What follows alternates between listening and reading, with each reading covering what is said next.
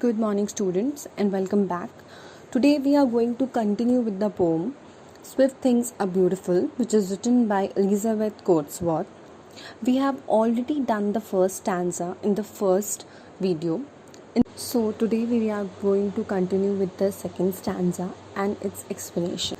And the second stanza starts like, and the slow things are beautiful, the closing of day, the pause of the wave that curves downward to spray, the amber that crumbles, the opening flower, and the ox that moves on in the quiet of park. So, see children, after discussing the fast things in the first paragraph, the poet now is introducing the readers to the slow things that are beautiful in nature.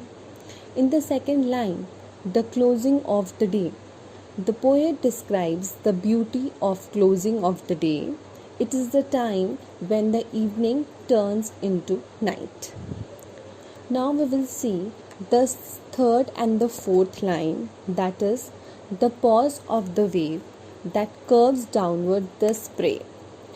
In these lines, the poet wants us to imagine the beautiful view of ocean water that curls itself up in an arched form to reach its shore. So, in the next two lines, that is the fifth and the sixth one, the poet cites the example of the amber and the opening flower. So, what is an amber? Amber means a small piece of burning coal or wood in a dying fire, whereas opening of flower describes the beauty of nature to make a bud bloom into a pretty flower.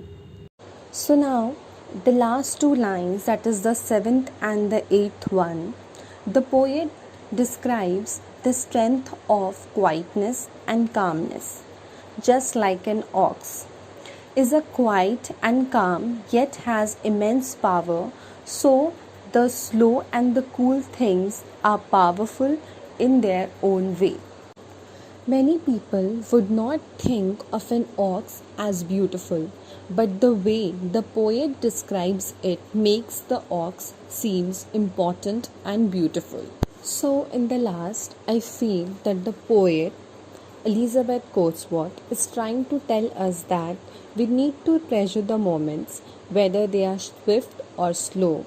The things appear and we need to appreciate them because we might not be able to get those moments again.